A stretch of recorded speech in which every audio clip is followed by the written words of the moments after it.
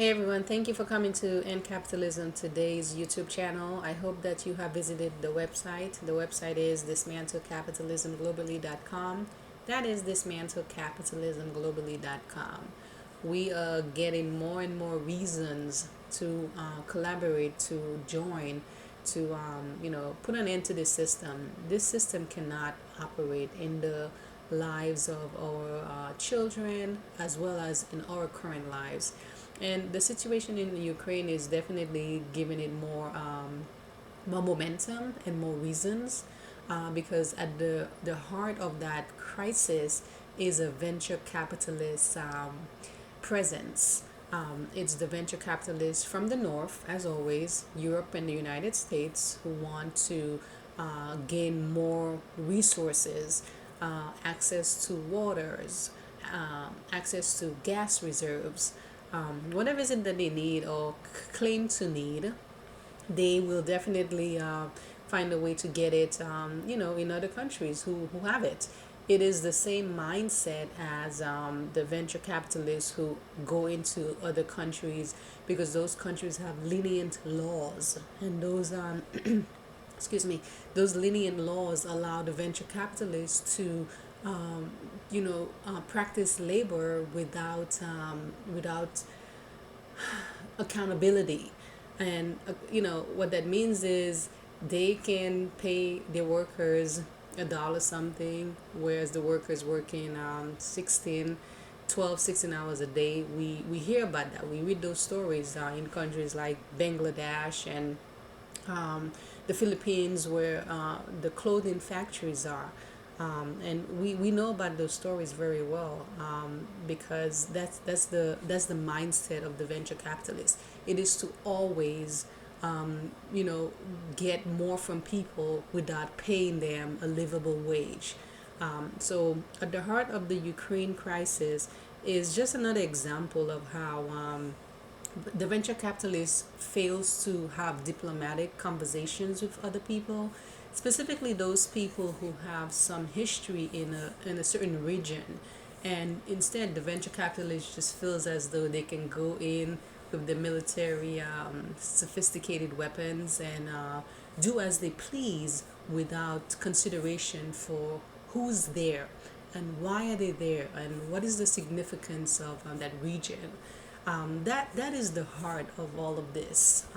It's unfortunate though that in 2022 we are seeing a war, and in my mind, all I'm thinking is nuclear, because as you know, technology and nuclear, we have created great advancements, and there's not going to be a whole lot of war artillery that we have seen in the past.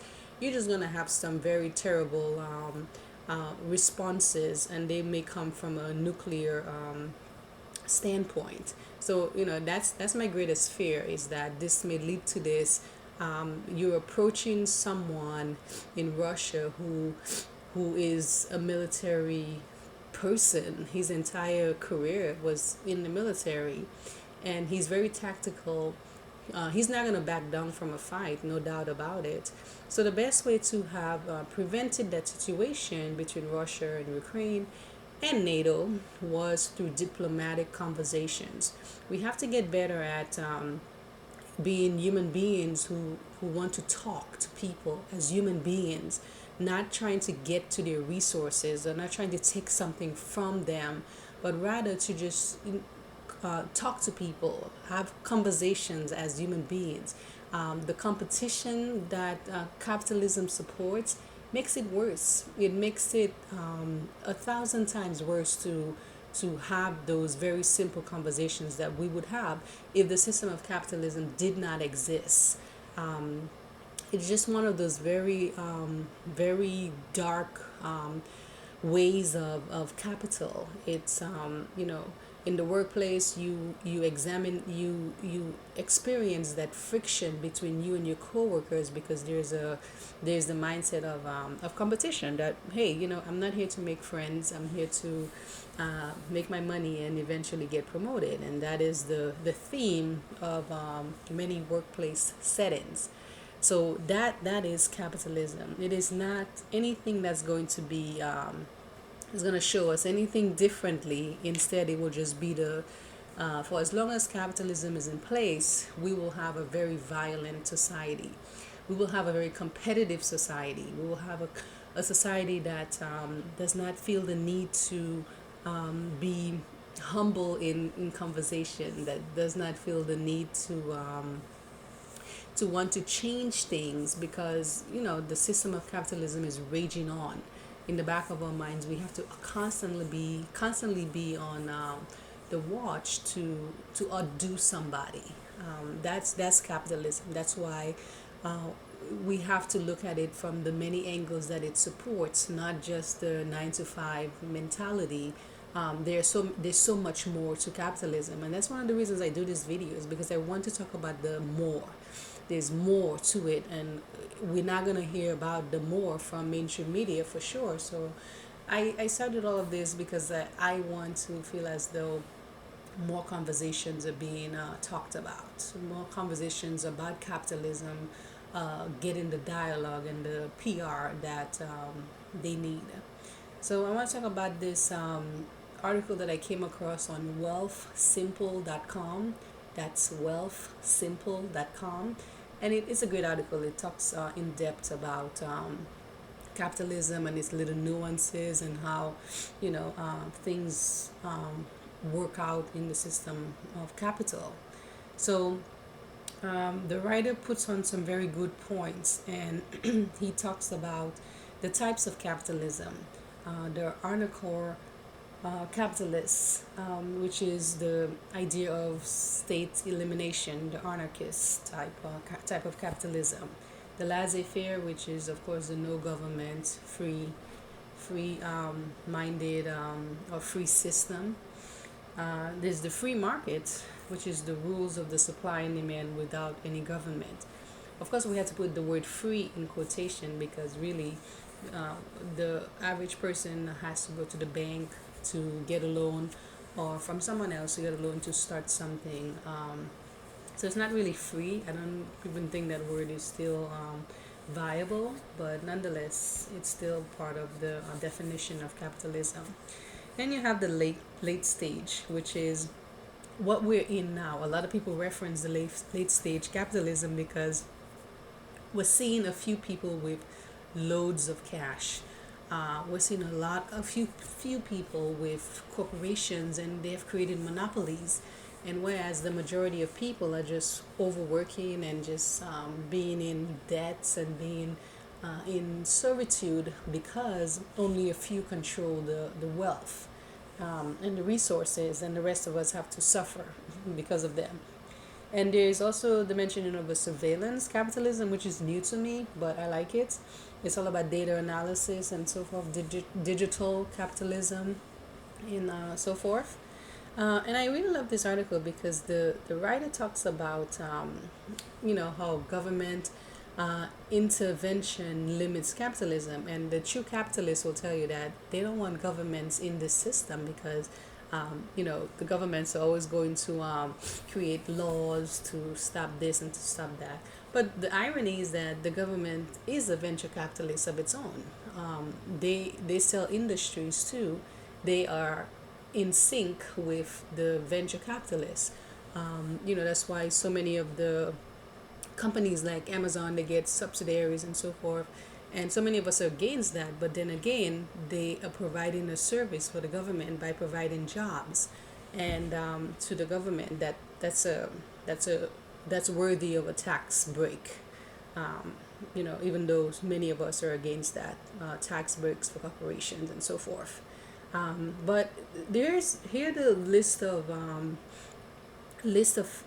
ways that the government intervenes into capitalism, and this is according to the article, of course. The minimum wage laws, the antitrust legislation, licenses and permits, prohibited products and sales, and worker safety regulations. According to the article, those are reasons why capitalism is limited. But imagine if those weren't in place. I mean, it's so bungled up because like the minimum wage in these different states, for example, and even countries, poverty wages. The person who gets that minimum wage cannot survive when you consider that they have to commute to work, that they have to feed themselves on a daily basis, the gas it takes, all of that. You cannot survive on that minimum wage, which is the lowest of the low. So it's all like uh, lots of irony in here. But then again, when the government does step in terms of like certain products which have been deemed to be unsafe, it is for our protection, for the consumer protection. Don't they don't always get it right. I mean, definitely, there have been situations where they allowed products to continue, even though those products had been deemed to be bad for consumption or injection, whatever it may be. So you, as the consumer, must do the research. You must know what you are purchasing or what you are getting at the doctor, for example. You have to know. You have to be the smart consumer because, like I said, the government and the venture capitalists operates the same way. And I want to read the quote that the writer says. He says, "quote But if you're a worker, it may seem like all of your labor just makes someone else rich, which is why inequality is one of the major criticism of capitalism." End quotes. That's a duh moment. Definitely, that is why so many people are leaving their jobs. The great resignation that's been floating around is happening because that's what we have come to the realization of, is that we're just working to pay bills. We're just, funding someone else's unhealthy appetite for stuff. And here we are just not reaping the benefits. We're just at work. We're miserable.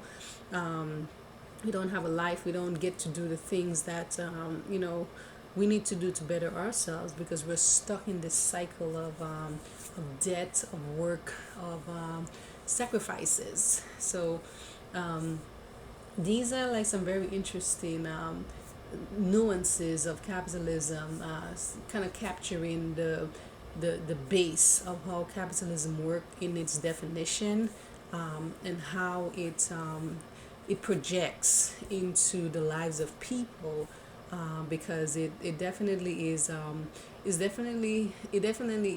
continuing on regardless of the different situations which are happening in the world.